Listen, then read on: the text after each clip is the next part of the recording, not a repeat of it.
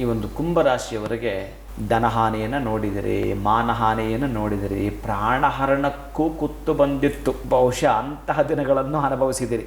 ನಿಮಗಿಲ್ಲೊಂದು ಖುಷಿ ಸಂತೋಷ ಏನು ಅಂತಂದರೆ, ನಿಮಗೆ ಗುರುಬಲ ಬರ್ತಾ ಇದೆ.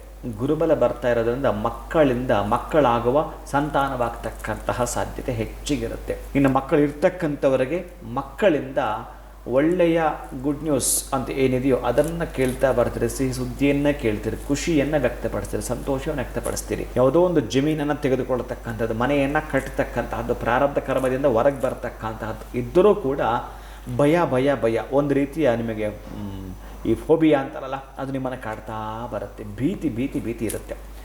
ಯಾಕೆಂದರೆ ನಿಮ್ಮ ರಾಶಿಯಿಂದ 2ನೇ ಮನೆಯಲ್ಲೇ ಮಹಾನುಭಾವನಾಗಿರ್ತಕ್ಕಂಥ ಶನೈಶ್ಚರ ಇರ್ತಾನೆ.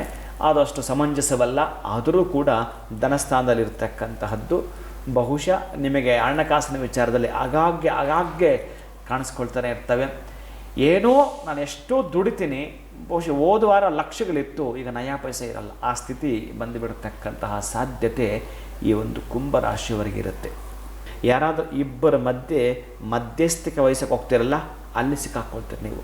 ಹಣಕಾಸಿನ ವಿಚಾರದಲ್ಲೋ ಅಥವಾ ಜಗಳ ಬಿಡಿಸೋ ವಿಚಾರದಲ್ಲೋ, ಆಸ್ತಿ ಪಾಸ್ತಿ ವಿಚಾರದಲ್ಲೋ ಮಾತು ಕೊಡ್ತೀರೋ, ಪ್ರಧಾನ ಪಾತ್ರ ಅಂತ ನೀವು ಪೋಷಣೆ ಮಾಡಲಿಕ್ಕೆ ಹೋದರೆ, ನಾನು ಹೆಸರು ಮಾಡಬೇಕು ಅಂತ ಹೋಗಿ ಇಬ್ಬರ ಮಧ್ಯೆ ಸಿಕ್ಕಾಕ್ಕೊಂಡಾಗ ಹೆಸರು ಇಲ್ಲದೆ ಬಹುಶಃ ಉಸಿರಿಲ್ಲೋ ಹಂತಕ್ಕೆ ಹೋಗುವ ಸಾಧ್ಯತೆ ಇರುತ್ತೆ. ಮಾತು ಹಾಡಿದ್ರೆ ಹೋಯ್ತು ಅಂತ ಹೇಳ್ತಾರಲ್ಲ, ಮುತ್ತು ಹೊಡೆದ್ರೆ ಹೋಯ್ತು ಅಂತ, ಹಾಗೆ ಸ್ವಲ್ಪ ಎಚ್ಚರಿಕೆಯಿಂದ ಮಾತಾಡ್ತಕ್ಕಂಥದ್ದು ಒಂದು ನೀವು ತಿಳ್ಕೊಂಡು ಬಿಟ್ಟರೆ ಅಲ್ಲೂ ವಿಜಯ ನಿಮ್ಮದೇ ಆಗ್ತಕ್ಕಂತಹದ್ದು, ಭಯ ಪಡಬೇಕಾಗಿಲ್ಲ. ಅದಕ್ಕೆ ಅನ್ನದಾನವನ್ನು ಮಾಡ್ತಕ್ಕಂತಹದ್ದನ್ನು ಮಾಡ್ಕೊಳ್ತೀನಿ ಅಂತಂದರೆ ಬಹುಶಃ ಇನ್ನು ನಿಮಗೆ ಕೊರತೆಗಳಂತ ಏನು ಕಾಣಿಸ್ಕೊಳ್ತಾವೋ ಅವೆಲ್ಲವೂ ಕೂಡ ನೀಗಿಸ್ಕೊಳ್ಬೋದಂತೆ. ನೀವೇನು ಅಂತಂದರೆ ಧನ್ಯತಾ ಭಾವದಿಂದ, ವಿನಯ ಭಾವದಿಂದ ನೀವು ಸರೆಂಡರ್ ಆಗ್ತಕ್ಕಂಥದ್ದಾದರೆ ಶನಿ ನಿಮಗೆ ಕಷ್ಟ ಕೊಡ್ತಾನೆ. 7.5 ಅಂತ ಹೇಳ್ತಾರಲ್ಲ, ಅದರ ವಿಮುಖವಾಗಿ ನಿಮಗೆ ಅದೃಷ್ಟವನ್ನೇ ಕೊಡ್ತಾನೆ.